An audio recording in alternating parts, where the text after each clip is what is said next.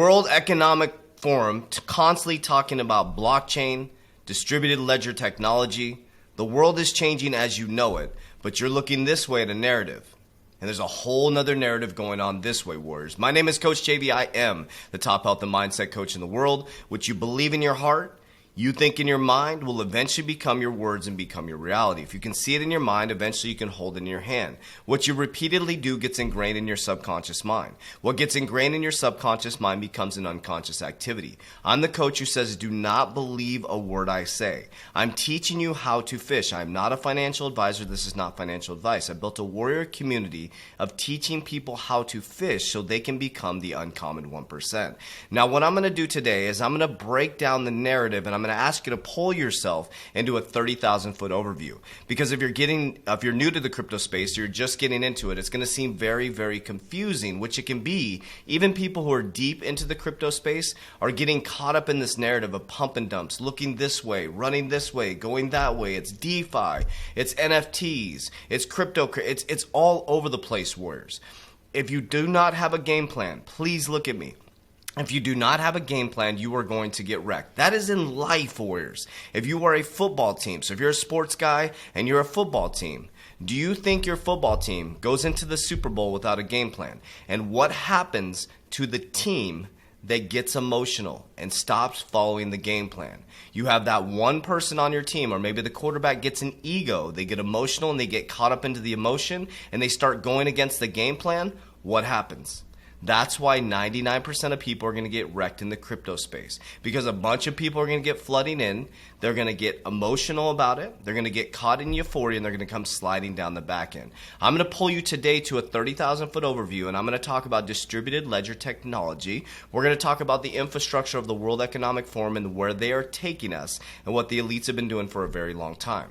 Now, I don't look left. I don't look right. I don't believe in any narrative. I love God. I follow the life of Jesus. I'm non-religious. I accept everybody. But listen to me for a second. Listen to me. There is no enemy outside of you, Warriors. You are the one who decides your life. It doesn't matter if it's right. It doesn't matter if it's left. You're sitting on your couch at home. They are not going to make your decisions for you. They are not going to get you to get up and start investing. They're not going to get you to get up and make decisions. Okay, one situation right now, I'm going to pay a lot more in taxes. That's what it is. I'll make more money, Warriors. I don't get caught up in the narrative of left or right. I am the present CEO of my life. I've taken control of my life and I've created freedom.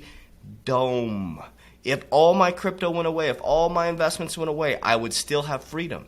When I realized I had everything I needed, I got everything I want. Everything is backwards, Warriors. Yes, I manifested everything I wanted because I freed my dome. I didn't look right, I didn't look left. But I'm going to show you the narrative so I can give you more peace and confidence so you can realize there is no enemy. It's you, Warriors. So check this out. So this is the World Economic Forum. Now ask yourself this. Why would they be putting so much emphasis? The World Economic Forum. Do you know how much it is to be a member of the World Economic Forum? About $40,000 to $70,000 a year.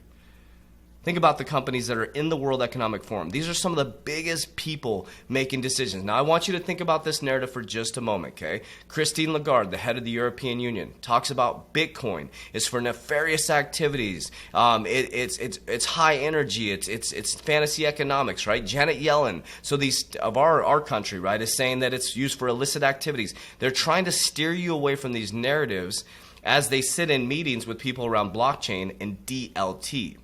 So what they're trying to do is they're trying to paint this bad picture around cryptocurrency when in turn they are going to use the blockchain and DLT to build the new infrastructure of our system. We got Basel III hitting in June, right? Or Basel III already is in action, but Basel III and the gold rules change in June for banks, okay? June's going to be a huge month in my paradigm, right? So we got Basel III hitting for the gold, excuse me, the gold rules are changing for banks in June, right?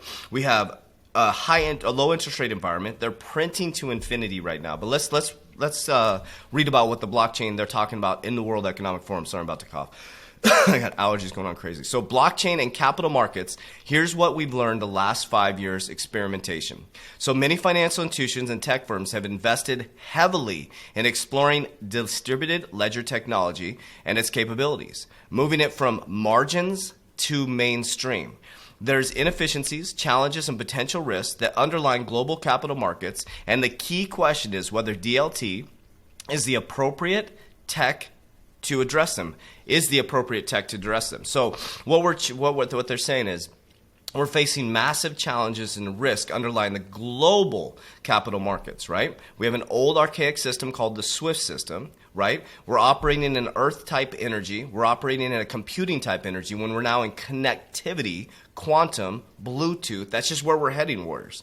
Think about it. When you went from a beeper to a cell phone to, we went from paper trails to emails. We all had trouble moving into that. But warriors, the freight train has left. So capital markets leaders must take several steps, including better understanding of DLT, its potential roles, while uniting behind common standards for contracts and processes. In the 5 years since the World Economic Forum published the Future Financial Infrastructure, I would highly recommend you take a deep dive on that. The world of blockchain has changed dramatically. Bitcoin, the oldest and most widely known cryptocurrency and the first major blockchain application, saw its value peak in 2017 before falling, then rising to new records several months ago. Most of the world's major central banks have announced research programs on central bank digital currencies, a CBDC. A few smaller countries have launched CBDCs. In many ways, it appears the distributed ledger technology, of which blockchain is the most common architecture, has moved from the margins to mainstream adoption. So as you sit back and you argue whether cryptocurrency is going to fail, I keep hearing the narrative, people like, I get people from all over the world, oh, it's going to go down to zero. This person said this. Warriors, you have to pull yourself out of the news. Remember, you sell the news, you buy the rumors. The news is trying to get you confused. Who is the news owned by, warriors? 6 conglomerates. Who owns those 6 conglomerates? The richest people in the world. Wake up, warriors. They control the narrative. Create your own by educating yourself and learning how to fish. Okay, so this is straight off the World Economic Forum. Now, let me go to the front page real quick. Let me just show you guys what this looks like. So this is what I do all day. I read these things. So digital asset, distributed ledger, technology, and the future of capital markets. So if you go to the World Economic Forum, just type this in. This is the May report 2021. This is what I spend my time doing for you guys. I know you guys are busy at work, so I'm spending my time doing this research to make sure that we're on the right track, warriors, or that I'm on the right track. I'm not asking you to follow what I do. I just show my warriors what I'm doing in my academy. Okay, so let's look at, let's go down here to the timelines, okay? Now, I've been telling you that 2025 is going to, that's why I'm not even focused on 2021. I have a deep exit strategy. I'm exiting 50% of the market. I share that in my Warrior Academy, link down below. I have my exit strategy, and there exactly what I'm doing. I'm pulling 50%, even if I have to pay some capital gains, because I'm building an infrastructure. I'm going to buy more companies. I'm going to be buying silver. I'm setting myself up for generational wealth in 2025, okay? So let's look at cryptocurrencies and stablecoins and the development since 1990s to 2021. Okay, so in the 1990s, the first Bitcoin, this is from 1990 to 2008, right? From 1990, that was the internet boom, right? The first Bitcoin was purchased that takes place in an exchange rate of 0.03 cents. That was crazy. Worth $190 million in December 2020. Let's think about that. From 1990 to 2008, warriors. This has been built for a very long time. You understand that. They started working on cryptography in 1986. Don't quote me on that, but it's around that time. Okay, so the Silk Road and black market were listed goods, were exchanges for Bitcoin. It was shut down by the FBI. Now, there's this big narrative around that Bitcoin is used for illicit activities. So is cash. Cash is used for most illicit activities, warriors. Think about that. You don't see it. They're just saying that Bitcoin is now used for illicit activities. So is cash. It's anything that can be taken away from the intermediary, right? That's the point of decentralization, right? But we're going to talk about XRP, which is centralization, which is you need to understand this stuff so you understand what you're invested in. Okay, so this timeline right here is 2006 to 2017. The DOA and early decentralization, autonomous organizations built on Ethereum sets crowdfunding record by raising $150 million 1 month later and loses a third of its value. So it's just like the internet boom. Boom, a bunch of people are going to come into crypto right now and it's going to get pulled back. They don't understand. It's just a market market cycle, and everybody's going to call it the crypto bubble at the end of this year, and everybody's going to get a bad taste in their mouth, and that's what the banks want us to do so that we push away from crypto as they build the infrastructure to launch in 2025. I'm going to teach my warriors how to go through this whole bear market and get themselves set up for the biggest shift in generational wealth. Okay, so if we take a look here, 2018 to 2020, so billionaire Warren Buffett calls Bitcoin rat poison squared. Total cryptocurrency market peaks over 800 billion. Now it's $1 trillion market. Now listen to this. JP Morgan rolls out its first US-backed stablecoin to transform payments businesses. Facebook announces Libra. This is during that time frame up to 2020. Let's talk about this. Warren Buffett called Bitcoin rat poison. They also called gold people gold bugs. But Warren Buffett switched his tone and cashed out of most bank stocks and went into gold mining, right? Last year. Now check this out. JP Morgan said that Bitcoin's a fraud in 2017 as they were investing in it, and by 2020 they had their own cryptocurrency called the JPM coin and distributed, or I guess it would be a distributed ledger technology, right? A blockchain that you can build like an Ethereum-like blockchain. So think about that. They said it was a fraud. If we're not heading that way, then why did Chase build its own cryptocurrency platform? Why is Goldman Sachs trading it? Why does Bank of America own 83 patents? You really have to think about this, war. So stop listening to your gym bros or your girls at the nail salon telling you that cryptocurrency is a fraud. Look at the source. Look at the wise counsel, warriors. Look at cash is trash. These people selling you a narrative. Save your money. Save what? A depreciating. It has no value, warriors. Okay, so now here we are in 2021. Bitcoin price tops its first 50,000 week after reaching 30,000. So now here we are in 2021. We're in this narrative now. We're kind of heading out of the C word a little bit. We got the V thing now. We got all this controversy. They're keeping you looking at a pandemic this way, and there's a whole nother narrative going on this way. Now let's go a little bit deeper, warriors. Okay, so now I want you to understand where we're heading. So Janet Yellen's told you that Bitcoin's a fraud. Christine Lagarde told you Bitcoin's a fraud. Now, the reason why they're saying that, warriors, Bitcoin is a store of value. It's like a new gold, right? It's clunky. It costs a lot of money to mine. But there's cryptocurrencies, XLM, XRP. There's many different cryptocurrencies out there that are changing the infrastructure of the world. Now you have NFTs. It's like the new art, right? Buying a mosaic online. That's how artists think about. We went from Napster, and then we went from Blockbuster to remember those red boxes to Netflix, right? We're advancing. You went from Bitcoin, which is going to be a store of value. They'll hold on to their store of value, right? It's scarce. It's a scarce thing, right? And then you're moving into, you had Ethereum, right, which is the birth of cryptocurrencies. And then you have my favorite, XRP. Now, you have to think about this for a minute. World Economic Forum was created in January 1971.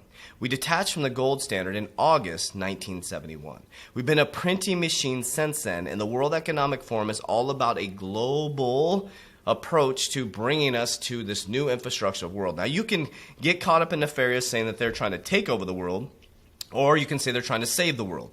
What you have to do is become the saver of your own world and understand where we're heading, warriors. Change your own narrative, because complaining right and left is going to do nothing about it. If you want to change it, become the elite and change the narrative. But let's take a look. Okay, so the World Economic Forum is talking about distributed ledger technology, cryptocurrency. Okay, they literally have built out a whole presentation on this, warriors. All around, you can read this stuff, around digital assets, distributed ledger technology, and the future of capital markets. This is their insight report. I read the whole report, 100-page report. Why would they be spending their time on this, warriors? Okay, now you have to look at this really quickly. So you look at their agenda. You click here, boom. Okay, you can click right here. This is what you'll find it on the World Economic Forum. Do your own research. Blockchain and capital markets. Here's what we've learned. That's what I was just showing you guys. You got the partners in the World Economic Forum. Let's take a look at this together. Okay, if you click here and we go down for the World Economic Forum, you click R, there's Ripple. Ripple is a partner for the World Economic Forum. Okay, so if you want to go deeper, click on or go find the Cryptocurrency Committee for the World Economic Forum. Do you know who sits on that committee, warriors? Do you know who sits on that committee? Let me see if I think I had it pulled up here. There we go. All right, so Global Future Council on Cryptocurrencies. Okay, so what is this? For more than a decade, cryptocurrencies have been allowing people to re-envision the financial and monetary system as an emerging space. Okay, they break this down. An opportunity to rethink the key facets of money and payments, including privacy, inclusion, efficiency, but only through foresight and deliberate design. Deliberate design for the world. The Global Future Council of Cryptocurrencies will evaluate key challenges and opportunities within the space and what it will take to achieve the key aims of cryptocurrency. The council will work on technical knowledge products for regulatory policymakers to inform better governance, capacity, building initiatives, and other projects at council selection. Well, who sits on that council? Brad Garlinghouse, the CEO of Ripple. Right now, Ripple is sitting in an SEC lawsuit. I have told you that the SEC lawsuit was put out by design to bring in regulation to the cryptocurrency space. Let me repeat that. I believe that the SEC lawsuit was by design against this gentleman and Chris Larson to bring in regulation to the crypto space.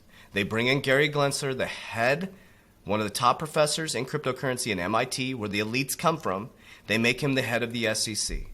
Brian Brooks leaves, okay? Brian Brooks leaves the OCC and becomes the head of Binance. He left Coinbase, the head legal counsel, to become the head of your OCC. You need to know the OCC, the FDIC, okay, the SEC, the CFTC. These are all acronyms that you need to know in this financial space. Now, Warriors, we're going to kick this off really quick, so I'm going to watch just a little bit of this video, and then I'm going to show you who's sitting there at the end. Christine Lagarde. This is Brad Garlinghouse. We've seen this video many times. If you need this clip, go to Alex Cobb's YouTube channel. He did a great job bringing this clip to life. But I'm going to kick it off, and he's sitting with these elites people. This is Christine Lagarde right here, the head of the European Union. There's Brad Garlinghouse. He's sitting with these people. He's on the World Economic Forum Committee for cryptocurrencies. He is a partner. Ripple is a partner with the World Economic Forum, Warriors. Be included. And as was introduced, I think they saved me for last so that I could talk about the private sector version of this. I also start by kind of explaining the basics of what Ripple is and what Ripple is not. Ripple is a private company. We're based in California, about 300 or 400 employees around the world. And we're trying to solve a problem. We're selling technologies to banks and financial institutions to solve a cross-border payments problem. To be clear, we have not focused on the central bank digital currency issuance. Our view is very much there needs to be interoperability globally. And even in a world of... Let's stop for just a moment, Warriors. This is an old meeting. Think about... Okay, listen to what he said. We're not focused on the issuance of CBDCs. Your government says we're just thinking about CBDCs. They're already been talking about CBDCs for a long time. They make you think that it's just coming out, we're going to get the public involved, whereas this has been planned out for a very long time. Of CBDCs, you still need interoperability to solve that problem. Okay, so I want to bring that part up because people ask me, oh, is XRP? XRP is, I don't believe, is going to be the CBDC. Maybe it's XLM. Let's just throw it out there. I'm not saying it's XLM, but maybe it's XLM is the CBDC, which is his nemesis, right? We'll go into that later. But so XLM came from XRP, right? Started XLM. So what if it's XLM that it runs on, the CBDC?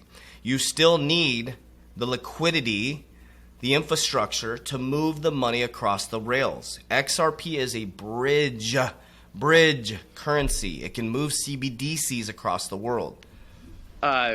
Also, before I dive in, my comments are more focused on kind of explaining how Ripple's approaching this problem as opposed to just CBDCs.